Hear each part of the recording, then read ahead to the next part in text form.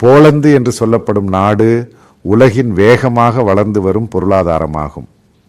புதிய அறிக்கைகளின்படி ஐரோப்பாவின் பொருளாதார நிபுணர் என்று கூறப்படும் விக்கிலி மற்றும் பிற நிதி நாளேடுகள் போலந்து ஐரோப்பாவின் மிகப்பெரிய மற்றும் சக்தி வாய்ந்த நாடாக மாறப்போகிறது என்று கூறுகின்றன. தற்போது ஐரோப்பாவின் மிகப்பெரிய பொருளாதாரம் ஜெர்மனியாகும். அதை பின்னால் விட்டு போலந்து முதலிடத்திற்கு வரும். இதற்கு அதிக நேரம் தேவையில்லை. 4 அல்லது 5 ஆண்டுகளுக்குள் இவர்கள் ஜெர்மனியை முந்திவிடுவார்கள் என்று கணக்குகள் காட்டுகின்றன. அறிக்கையில் மற்றொரு விஷயமும் கூறப்படுகிறது.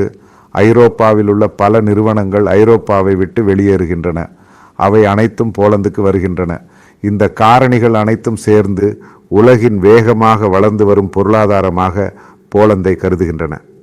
பெரிய அளவில் பொருளாதாரம், அதாவது நீங்கள் புரிந்து கொள்ள வேண்டியது 2012ஆம் ஆண்டில் போலந்து ஐரோப்பிய யூனியனில் உறுப்பினராக இணைகிறது. அதன் பின்னர் கடந்த 20 ஆண்டுகளில் போலந்தில் இவ்வளவு பெரிய மாற்றங்கள் ஏற்பட்டுள்ளன. நீண்ட காலம் ஒரு கம்யூனிஸ்ட் நாடாக இருந்த அவர்கள் கம்யூனிசத்தை விட்டு விலகி மூலதன சீர்திருத்தங்கள் மற்றும் பொருளாதார சீர்திருத்தங்களை முழுமையாக செயல்படுத்தி அந்த வழியில் கொள்கை மாற்றத்தை செய்தனர். பின்னர் 2004ஆம் ஆண்டில் அவர்கள் ஐரோப்பிய யூனியனில் உறுப்பினராக இணைந்தபோது ஐரோப்பிய நிதியை பெற்றனர். பின்னர் நாட்டின் உள்கட்டமைப்பு மற்றும் பிற அடிப்படை வசதிகள் அனைத்தையும் மாற்றினர். அதேபோல் பள்ளிக்கல்வி மற்றும் பொதுக்கல்வி, நிறுவனங்கள் ஆகியவற்றை புதிய முறையில் மாற்றியமைத்தனர். காரணம், முழுமையான கம்யூனிஸ்ட் முறையில் இருந்தது. அதை மாற்றி புதிய உலகத்திற்கு தேவையான வழியில் மாற்றியமைத்த பின்னர் அதன் உற்பத்தி திறனும் அதிகரித்து இணைந்தபோது இது வேகமாக வளர்ந்து வரும் பொருளாதாரமாக மாறியது. இப்போது புரிந்து கொள்ளுங்கள், ஐரோப்பாவை விட பெரிய ஐடி ஹப்பாக போலந்து மாறுகிறது. பல காரணங்கள் உள்ளன. அதாவது ஐரோப்பாவில் தொழிலாளர் மற்றும் வேலைகள் மிகவும் விலை உயர்ந்தவை. ஆனால் போலந்தில் அது மிகவும் மலிவானது மேற்கு ஐரோப்புடன் ஒப்பிடும்போது. அதாவது நாம் கூறிய ஜெர்மனி, UK, பிரான்ஸ் போன்ற நாடுகளை பார்த்தால் அதன் பாதிக்கும் குறைவாகவே போலந்தில் மனிதவள செலவு உள்ளது. அது ஒரு முக்கியமான காரணமாகும்.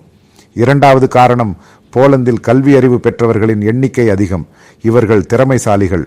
கடந்த 20 ஆண்டுகளுக்கு முன்பு போலந்தின் கணக்கை எடுத்துக்கொண்டால் அங்கு இளைஞர்கள் அனைவரும் அந்த நாட்டை விட்டு வெளியேறியிருந்தனர். காரணம், அங்கு வேலை வாய்ப்புகள் எதுவும் இல்லை. அந்த இளைஞர்கள் அனைவரும் இப்போது திரும்பி வருகின்றனர். இப்போது மீள்குடியேற்றம் நடக்கிறது. அதாவது இளைஞர்களுக்கு அங்கு வேலை வாய்ப்புகள் திறக்கப்படுகின்றன. அதேபோல் போலந்தில் பல தொழிற்சாலைகள் உள்ளன. அவை அனைத்தையும் மேம்படுத்தி புதிய முறையில் மாற்றியமைத்துள்ளனர். உலகில் மட்டுமல்ல, ஐரோப்பாவிலேயே அதிக அளவில் மிஷனரிகள் தயாரிக்கும் நாடு போலந்து.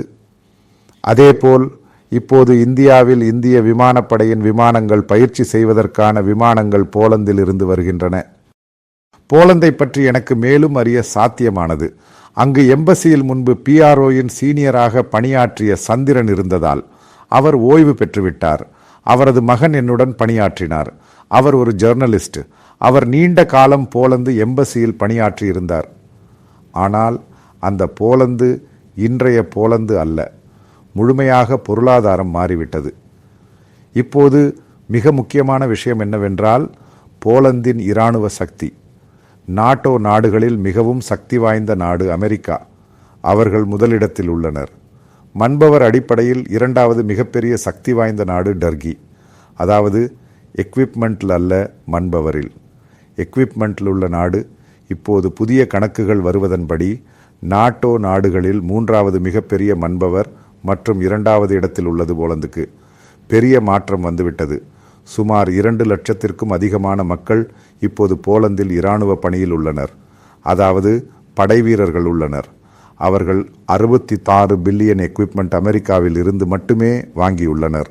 த ஹாவிட்சர் கன், ராக்கெட்ஸ், அப்பாச்சி ஹெலிகாப்டர், அதாவது ஃபைட்டிங் ஃபைட்டர் ஹெலிகாப்டர் முழுவதும் அமெரிக்காவில் இருந்து வாங்கியது. நீங்கள் புரிந்து கொள்ள வேண்டியது, ட்ரம்பின் டிமாண்டு தான் இந்த நாட்டோ நாடுகள் அவர்களின் பட்ஜெட்டில் 20% டிஃபென்ஸ்க்காக அதிகரிக்க வேண்டும் என்பது. முன்பு போலந்து 45% இருந்தது. போலந்து மிக அதிகமான மற்ற எக்விப்மெண்ட், டேங்க்ஸ் போன்றவற்றை வாங்கி சேர்க்கிறது. மிக அதிகமாக வாங்குவது அமெரிக்காவை தவிர்த்து கொரியாவில் இருந்துதான். புரிந்து கொள்ளுங்கள், இன்று ஐரோப்பாவில், அதாவது டிஃபென்ஸின் உள்ளே பிரான்ஸ் மற்றும் ஜெர்மனியை விட மிகவும் சக்தி வாய்ந்த நாடாக போலந்து மாறிவிட்டது. அதாவது போலந்துடன் நாளை ரஷ்யா மோதினால் ரஷ்யாவின் அடைப்பை திறந்துவிடும். அந்த வழியில் இராணுவ சக்தியாக அவர்கள் மாறிவிட்டனர். 2 லட்சத்திற்கும் அதிகமான பேர் இராணுவத்தில் மட்டுமே உள்ளனர். மிகவும் லேட்டஸ்ட் எக்விப்மெண்ட். அதேபோல் நேட்டோ மற்றும் அமெரிக்காவின் ட்ரெயினிங் உள்ளது. காரணம், போலந்து நேட்டோ உறுப்பினர். நான் இதை கன்க்ளூட் செய்யும் ஒரு பகுதி என்று சொல்வது, போலந்தின் ஒரு பாலிசி உள்ளது. உங்களுக்கு தெரியுமா என்று எனக்கு தெரியாது. ஐரோப்பிய நாடுகள் 2015 இந்த அரேபிய நாடுகளில் இருந்து ரெஃப்யூஜிஸ் மற்றும் அசைலம் சீக்கர்ஸை ஏற்றபோது போலந்து அபிஷியலி கூறியது ஏற்றுக்கொள்ள மாட்டோம் என்று. அதாவது ஒற்றை சமாதான மதத்தை சேர்ந்தவர்களை அவர்களின் நாட்டில் அனுமதிக்க மாட்டோம் என்று கூறினர். அதனுடன் மற்ற நாடுகள் அனைத்தும் சமாதான மதத்தை சேர்ந்தவர்களை ஏற்றுக்கொண்டன. அன்று இந்த போலந்தை மிகவும் கடுமையாக போப் மற்றும் மற்றவர்கள் கிரிட்டிசைஸ் செய்தனர். அன்று போலந்து கூறியது, எங்கள் விஷயத்தை எங்களால் பார்த்து கொள்ள முடியும், நீங்கள் பார்க்க வேண்டாம். அவர்கள் அந்த நிலைப்பாட்டை எடுத்துக்கொண்டார்கள். காரணம், இந்த சமாதான மதத்தை சேர்ந்தவர்களை அங்கு அனுமதிக்கவில்லை. இப்போதும் அவர்கள் அனுமதிக்க மாட்டார்கள். ஆனால் அவர்கள் மற்ற நாடுகளில் இருந்து வருவோருக்கு சிட்டிசன்ஷிப் கொடுக்க தயாராக உள்ளனர். இந்தியர்களுக்கு கூட கொடுக்க தயாராக உள்ளனர் என்பது அவர்களின் வெப்சைட் வாசித்த போதும் பலரிடம் கேட்டபோதும் தெரிந்தது. அதாவது நான் இந்த கன்க்ளூடிங் பார்ட் என்று சொல்வது, பல பிசினஸ்காரர்களான மலையாளிகளானாலும் வேலை தேடுபவர்களானாலும் போலந்து என்று சொல்வது ஐரோப்பாவை விட பெரிய பாசிபிலிட்டி உள்ள நாடு. அதாவது உலகின் மிக வேகமாக வளர்ந்து வரும் பொருளாதாரம். ஐரோப்பாவில் மிகவும் சக்தி வாய்ந்த ஜெர்மனியை விட பெரிய பொருளாதாரமாக மாறும் என்று கூறப்படுகிறது. 3 அல்லது 4 வருடங்களில் ஐடியின் ஹப்பாக மாறும், அவுட் சோர்சிங் ஹப்பாக மாறும். எஜுகேட்டடாக உள்ளது. அதாவது நல்ல வழிகளில் மற்ற ஐரோப்பியர்கள் போல் ரேசிசம் இல்லை. கொஞ்சம் அட்வான்ஸ்டாக உள்ளது போலந்து என்று சொல்வது.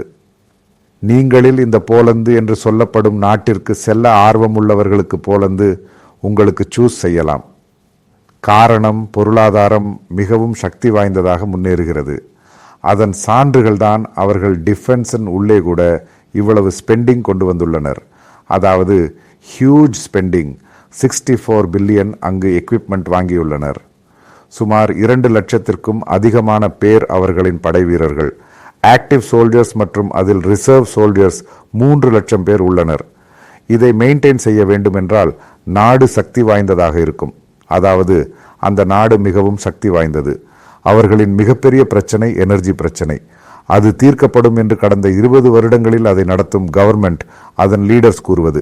அதாவது மீண்டும் சொல்கிறேன், போலந்து என்று சொல்வது ஐரோப்பாவை விட உங்களுக்கு பொட்டென்ஷியல் உள்ள நாடு. நீங்கள் அதை சூஸ் செய்யலாம். காரணம், இவை அனைத்தும் வாசித்து பார்க்கும்போது புரிந்து கொள்ளப்படுவது போலந்துதான் வரவிருக்கும் நாட்களில், வரவிருக்கும் வருடங்களிலும் உலகில் மிக அதிகமான கவனத்தை ஈர்க்கும் பொருளாதார மற்றும் இராணுவ நாடு என்று சொல்வது.